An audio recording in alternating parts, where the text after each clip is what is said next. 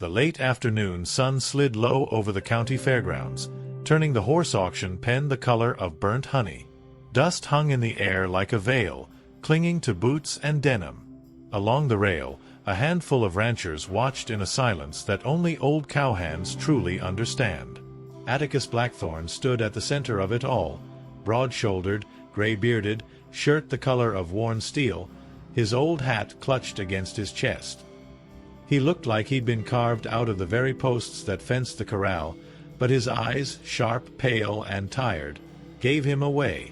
The chestnut gelding stood a few paces off, head high, ears flicking at the low murmur of bids. Deacon Haverford, the auctioneer, rolled numbers off his tongue, fast and musical, but Atticus barely heard him. The horse's coat glowed copper in the light. Its dark eyes held a patient kind of intelligence that drew Atticus forward before he knew he'd moved. At the rail, Celine Fairborn, the veterinarian, watched with folded arms, noting how the gelding tracked the old cowboy, calm, curious, almost familiar. Atticus didn't believe in signs. Life had taught him that cattle stray, fences break, and people leave whether you read meaning into things or not.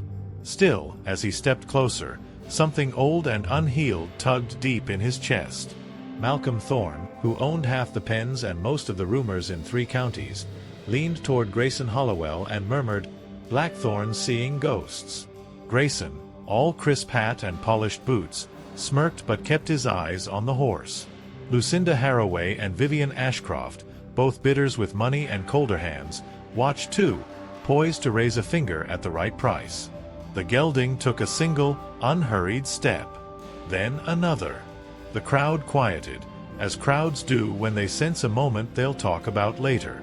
Atticus lifted his hat a little, an old habit, part respect and part superstition. The horse lowered its head and, without a flinch, pressed its soft muzzle to the crown of that battered hat. A simple touch, yet it struck Atticus like a bell.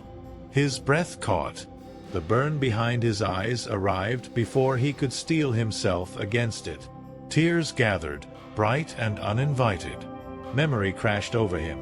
A younger Atticus in the back pasture, a chestnut blur racing the wind, laughter from the porch where Marigold Fenwick, summer sweet and reckless, clapped at every turn.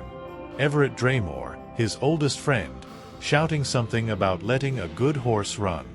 Then the day it all ended. Papers signed, the chestnut hauled off, Marigold leaving before winter settled, and Atticus learning how quiet a ranch can be when hooves and hearts both go missing. In the pen, the horse leaned into his palm as he raised a shaking hand to its cheek. Celine's breath caught, Deacon's chant faltered, even Malcolm's smirk softened to a frown. Atticus felt the truth rise like a storm he couldn't outrun. This wasn't chance. This was a thread tied to the past, pulling hard. And as the bids resumed, sharper now, Lucinda's finger, Vivian's nod, Grayson's cool smile, Atticus realized the fight for this horse had already begun, and some of the people bidding knew exactly why. The auction moved like a slow, deliberate dance. Deacon Haverford's voice rolled over the crowd, each bid tightening the rope between Atticus Blackthorne and the chestnut gelding. He didn't glance at the other bidders. He could feel them circling without looking. Lucinda Haraway's gaze was sharp as a hawk's, Vivian Ashcroft's face unreadable behind a slight, knowing smile. Malcolm Thorne lounged against the rail, arms crossed, his presence more threat than posture. Atticus knew that in Malcolm's world, horses weren't bought for love, they were currency. From her post near the gate, Celine Fairborn kept a close eye on the gelding. She'd worked every auction in this county for years, yet something in the horse's demeanor unsettled her. "He's not just broke," she murmured to Everett Draymore, who had wandered over with a coffee in hand. "He's waiting, like he's been here before." Everett raised an eyebrow, following her gaze to Atticus. "Or maybe he's waiting for someone," he said quietly, before taking a slow sip. Grayson Hollowell stepped forward, his boots too clean for the dirt, voice smooth as glass. "I'll go another 100, he called, his eyes fixed on Atticus. It wasn't about the horse anymore. Atticus recognized the move. Grayson was testing him, the way men in poker games raise just to see if you'll fold. The crowd sensed it too. A low hum moved through the onlookers. Atticus didn't break his stare from the gelding as he called his bid, voice steady, hand firm. Marigold Fenwick's name surfaced in his mind like an old scar aching in the rain. She had been the last person to ride the other chestnut, his chestnut, before it was sold out from under him. Back then, she'd begged him to fight harder, to keep what mattered. But the bank had its grip, his pride had its limits, and the world had other plans. Now, with this horse standing just feet away, Atticus felt the years collapse. Maybe this wasn't the same animal, but the weight in his chest told him it was tied to that loss all the same. Lucinda Harroway lifted her hand. Her bid sliced through the air like a blade. Vivian followed without hesitation, her tone cool, detached. Malcolm's turn came next, a lazy, almost bored counteroffer that nonetheless pressed the numbers higher than most in the pen could chase. The gelding flicked its ears, shifting slightly toward Atticus as if it could sense the stakes. And then Deacon's voice sharpened, calling for a final bid. Dust swirled in the slanted sunlight, the murmurs died down, and all eyes landed on Atticus Blackthorne. The old cowboy's pulse thundered in his ears. He knew that one more bid might win the horse, or draw out truth some of these people clearly wanted buried. The corral had gone quiet enough for Atticus Blackthorne to hear the wind rattling the tin roof of the barn. Deacon Haverford's voice carried over the stillness, his chant clipped now, deliberate. Going once. His eyes flicked to Atticus, then to Malcolm Thorne, then to the other bidders who lingered on the edge of decision. The chestnut gelding stood between them all, the afternoon sun throwing a copper halo along its neck. Atticus could feel every muscle in his jaw tighten. Going twice, Deacon began again, but Atticus's voice cut in like a whip crack. Another 500. The words hung heavy in the air, surprising even himself. He saw Malcolm's mouth twitch into something between a smirk and a sneer. Lucinda Harroway dropped her gaze, calculating. Vivian Ashcroft didn't move at all, her gloved hands resting neatly on the rail, her eyes unreadable. Grayson Hollowell leaned back on his heels, clearly uninterested in pushing further, not out of mercy, but because he'd seen the resolve in Atticus's face. Celine Fairborn caught Everett Draymore's glance from across the pen. "That's a man who's not walking away," she murmured. Everett nodded, though his brow furrowed. "Or a man who doesn't know what he's walking into." The tension rippled through the onlookers. They'd seen bidding wars before, but this felt different. It was personal, even if most didn't understand why. Deacon's gavel came down with a sharp crack against the wooden block. "Sold to Atticus Blackthorne." The words landed like thunder in Atticus's chest. Relief washed through him for a heartbeat, just long enough for the reality to follow. Owning the horse was only the beginning. He saw the way Malcolm's eyes narrowed, the way Lucinda exchanged a brief, tight smile with Vivian, and the way Grayson Hollowell kept watching him long after the deal was done. These weren't people who lost gracefully. When the crowd began to disperse, Celine made her way toward Atticus. "You mind if I give him a once-over before you load him?" she asked. He nodded, stepping back to let her approach the gelding. The animal stood calmly, but Celine's hands moved slowly over its neck and flank, searching. Her fingers paused at a faint scar along the shoulder. Her brow creased. "This is old years old," she murmured, almost to herself. "But I've seen a mark like this before." Atticus's eyes narrowed. "Where?" he asked. Celine looked up, hesitating. Around them, the last of the crowd drifted toward the parking lot, leaving the pen in long shadows. She lowered her voice. "It wasn't here. And if I'm right, this horse's story is tied to more than just you, Blackthorne." The sun had slipped behind the barn, casting the auction grounds in the muted gold of early evening. Atticus Blackthorne stood beside the chestnut gelding, his hand resting on the warm curve of its neck, while Celine Fairborn traced the faint scar with her fingertips. Her expression was sharp with thought, her eyes flicking between the horse and Atticus as if she were weighing what to say next. "I'm not certain," she began, her voice low, "but this looks like an old frieze brand, one that's been altered." Atticus's brow furrowed. He'd seen plenty of brands in his life, but something about the way this one curved, almost hidden beneath the horse's hair, set his teeth on edge. "Altered?" he repeated. Celine nodded. "Covering up the original mark. That's not something you see unless someone doesn't want the animal traced." Her gaze shifted toward the road, where Malcolm Thorne was climbing into his truck. "And I think Thorne knows exactly where this horse came from."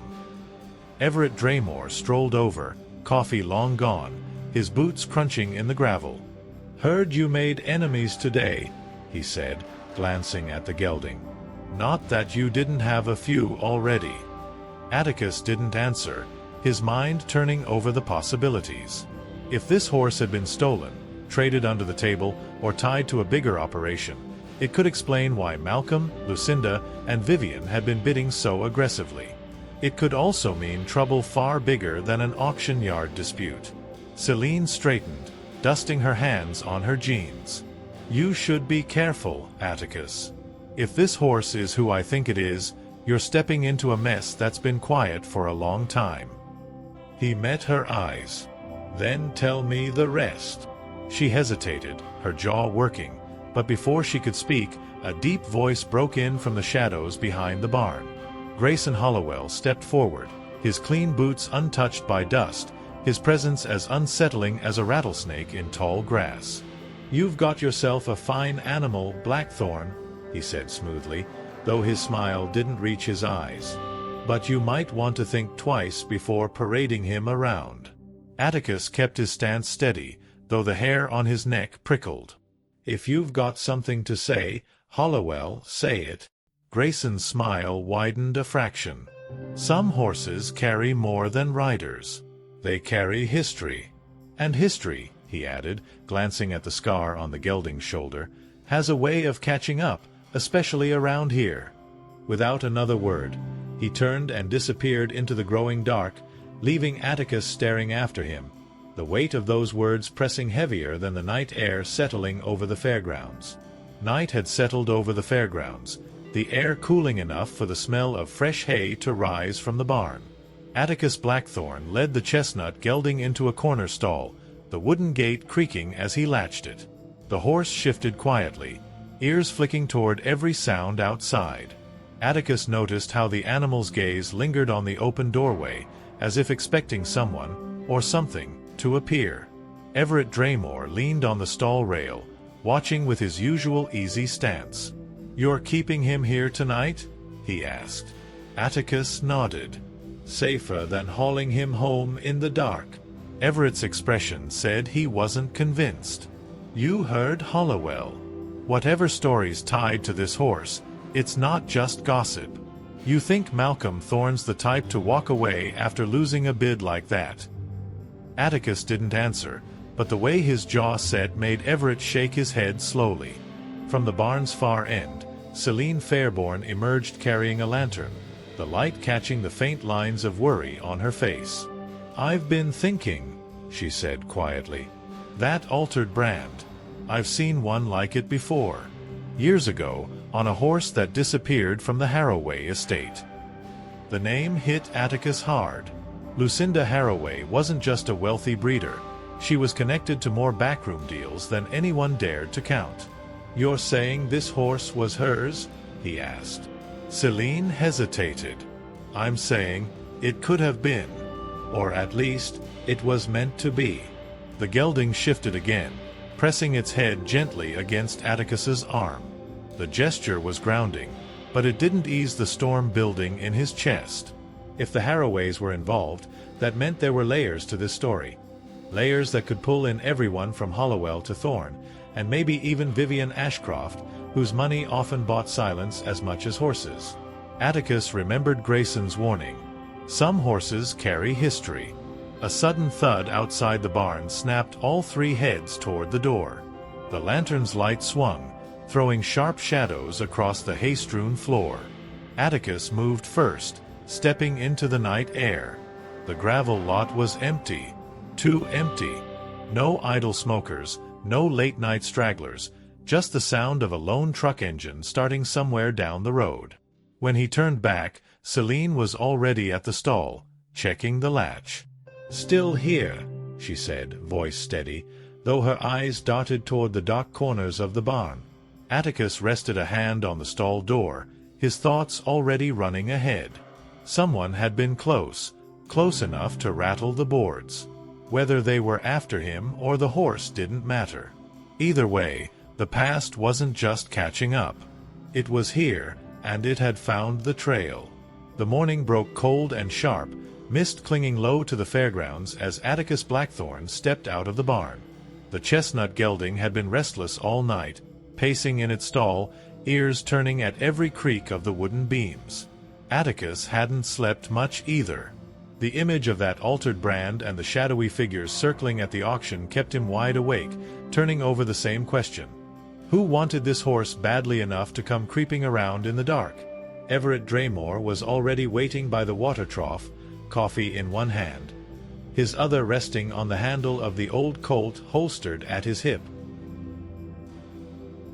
"You had company last night," he said flatly. "Tracks in the dirt out back. 2 sets. Heavy boots." Atticus followed Everett's gaze to the barn's rear entrance. The prints were deep, pressed into the damp ground, leading away toward the tree line. Whoever had been there had left in a hurry. Celine Fairborn appeared from the tack room, pulling her jacket tighter. "It's starting," she said. "You're going to have to decide if you're willing to fight for him, Atticus. And I don't just mean with money." Her voice carried the weight of someone who'd seen what happened when powerful names like Malcolm Thorne and Lucinda Haraway set their sights on something. Atticus met her eyes, the lines in his face deepening. "I've lost enough, Celine. Not this time." The sound of an engine broke the quiet. A black pickup rolled into the gravel lot, its tires crunching slow, deliberate. Malcolm Thorne climbed out, his broad frame casting a long shadow across the barn doors. Behind him, Grayson Hollowell stepped down from the passenger side, boots still spotless, a faint smirk curling his mouth. "Morning, Blackthorne," Malcolm drawled.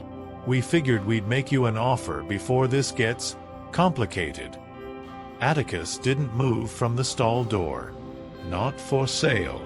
The words were steady, but the tension in his shoulders betrayed him. Grayson stepped forward, eyes glinting. "You think you understand what you've bought. You don't. That horse isn't just a piece of property. It's a key.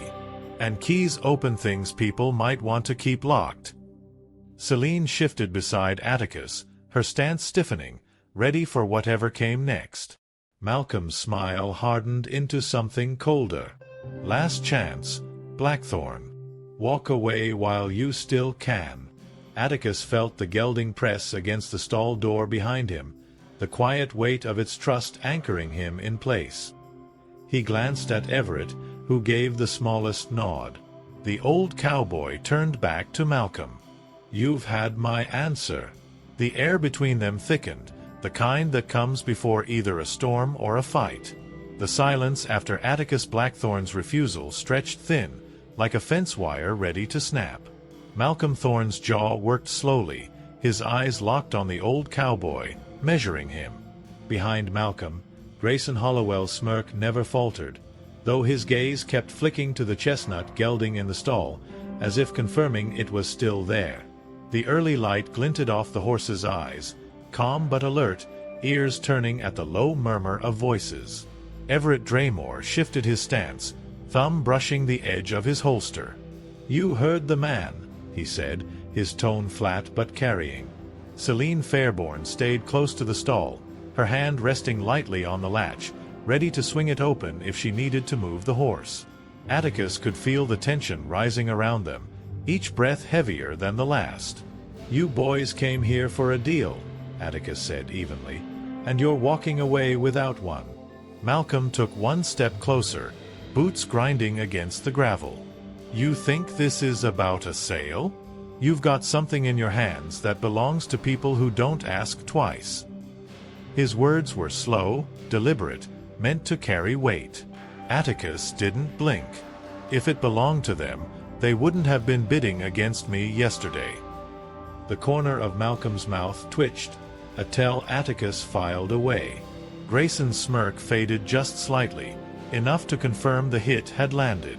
The moment broke with the sound of tires on gravel. A white SUV pulled into the lot, and Lucinda Haraway stepped out, her tailored coat a sharp contrast to the dust underfoot. Vivian Ashcroft emerged from the passenger side, her face as still as glass. They didn't speak right away. They didn't have to. The shift in Malcolm's stance told Atticus everything. These women weren't backup. They were the ones calling the tune. Lucinda's eyes moved from Atticus to the gelding, lingering just a beat too long. "Mr. Blackthorne," she said, her voice smooth as a creek in spring, "you've come into possession of a horse that was misplaced. I'm here to correct that mistake." Celine's posture tightened. "Misplaced?" she said sharply. "That's a nice way to describe a theft." Lucinda's gaze cut to her, icy but controlled. "Some things are better left off the record, Miss Fairborn." Atticus stepped forward, putting himself between them and the stall. "He's mine now. Bought fair and square." Vivian's voice slipped in then, quiet but edged. "Ownership papers don't erase the truth." The wind picked up, rattling the tin roof, and for a moment no one moved. Atticus could feel it. The ground between them had shifted. This wasn't just about the horse anymore. This was about whatever history it carried, and that history was about to force its way into the open. The standoff in the gravel lot shattered with a sudden noise, a sharp crack from inside the barn. The chestnut gelding jerked in its stall, eyes wide, muscles tense. Atticus Blackthorne spun toward the sound, instinct pulling him to the horse before his mind caught up. Everett Draymore moved with him, hand on his revolver, scanning the dim shadows beyond the open stall doors. Celine Fairborn was already there, lantern raised high, the light catching dust swirling in the air. One of the backboards of the stall had been forced loose. Fresh splinters lay scattered on the floor, and the scent of creosote hung sharp in the air. Whoever had been there last night had come back, and this time they'd been close to leading the gelding out. Atticus's jaw clenched hard. "Someone's been trying to take him right out from under us." His voice carried through the barn, drawing Malcolm Thorne's cold laugh from the doorway. Lucinda Haraway stepped inside, the heels of her boots clicking against the boards. "And do you think that surprises me?" she said smoothly. "You've got something here that doesn't belong to you, and the people who want it don't care how they get it back." Her gaze slid toward the altered brand on the gelding's shoulder, a faint smile tugging at her lips. "He's worth far more than you realize." Atticus turned to face her fully. "Then maybe you should start explaining." For the first time, Lucinda hesitated. Her eyes flicked to Vivian Ashcroft, who gave the faintest shake of her head. But the silence didn't last. "That horse," Lucinda said slowly, "is named Sovereign's Echo.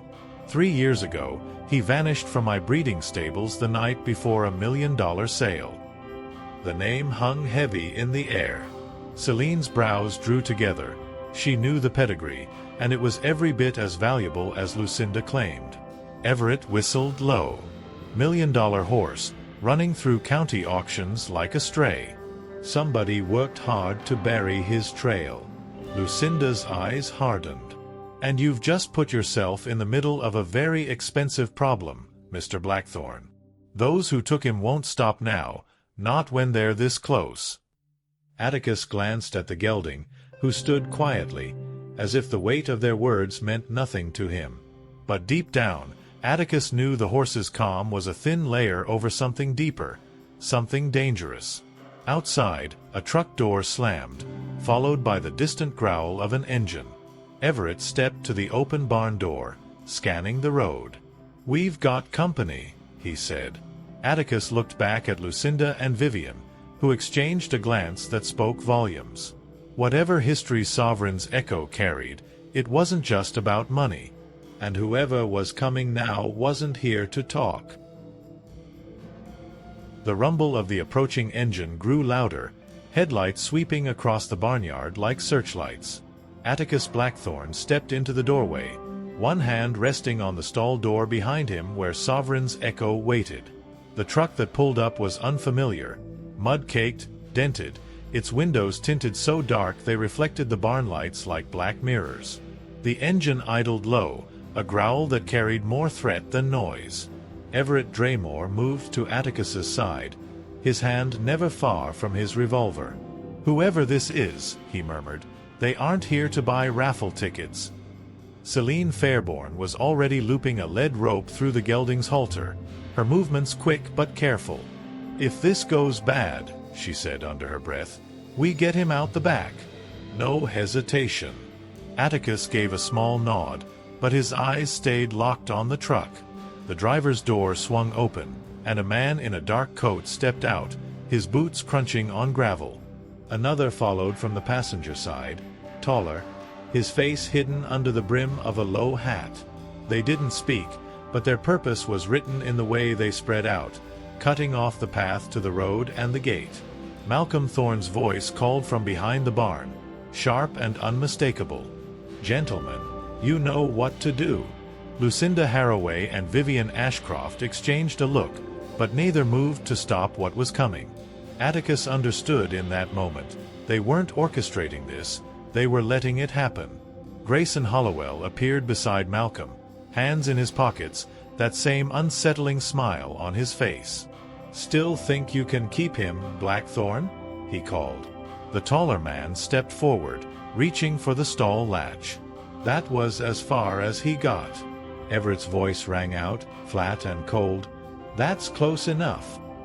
His hand rested on the grip of his Colt, and the unspoken promise in his tone made the man hesitate. Celine's voice cut through the standoff. "You lay a hand on him, and I swear you'll regret it." For a heartbeat, no one moved. Then Malcolm's tone shifted, his words dripping with mock patience. "We're not here to hurt you, Atticus. Just give us the horse, and this ends." Atticus's reply came without pause. "If you wanted him that bad, you should have outbid me." His stance said the rest. The driver's jaw tightened, and his hand twitched toward his coat pocket. Everett's shoulders tensed, ready. In the stall, Sovereign's echo snorted sharply, stamping the ground as if sensing the storm about to break. The barnyard felt smaller than it had minutes ago, every shadow thick with tension. Atticus Blackthorne stood his ground, the stall door against his back, Sovereign's echo shifting restlessly behind him. The chestnut's breathing was steady, but his eyes were locked on the strangers in the yard. Everett Draymore's hand hovered near his Colt, ready for the first wrong move. Celine Fairborn held the lead rope in a grip that said she'd run if she had to, no matter the danger. The taller man by the gate took a step forward, his hand dipping into his coat. Before he could draw, a sharp metallic click echoed across the yard. Everett's revolver half-cocked and steady in his grip. "Don't," Everett said simply. The word hung in the cold air like a bell. The man froze, his eyes narrowing, but his hand came back empty. The other stranger glanced toward Malcolm Thorne for direction, but Malcolm's gaze was fixed on Atticus, a mixture of frustration and something deeper, recognition. Lucinda Haraway finally broke the silence, stepping into the center of the yard. "Enough of this," she said sharply. "Blackthorne, you've made your point, but you don't know the full story." She nodded toward Sovereign's echo. "That horse is out of Hollowell's reckoning. Your father's stud, Atticus. Bred on your family's land before you lost it." The words hit like a hammer. Atticus felt his chest tighten. His father's line. His father's bloodline, stolen and hidden under a false brand. Grayson Hollowell's smile faded into something harder. "We kept him quiet for a reason. That bloodline's worth more than most ranches in this county, and the fewer people who know it still exists, the better. Celine's voice cut in, sharp with anger. So you hide him, sell him off under the table, and let everyone believe he's gone? That's your reason. Grayson didn't answer, his silence saying more than words. Atticus turned slightly, resting a hand on Sovereign's Echo's neck. He remembered his father's voice, the long summer rides, the promise that the Blackthorn line would never be broken. The horse shifted under his touch, as if he could feel the weight of that memory too. "He's mine," Atticus said finally, his voice low but carrying. "By blood, by right, and by the fact I outbid every one of you." Malcolm's jaw tightened, but he didn't step forward again. Lucinda studied Atticus for a long moment, then gave a small nod, whether in respect or resignation, he couldn't tell. One by one, the others pulled back, shadows melting into the night until only the sound of retreating engines filled the air. Atticus stayed in the barnyard long after they were gone, his hand still on the gelding's neck. The past had finally caught him, but this time he hadn't let go.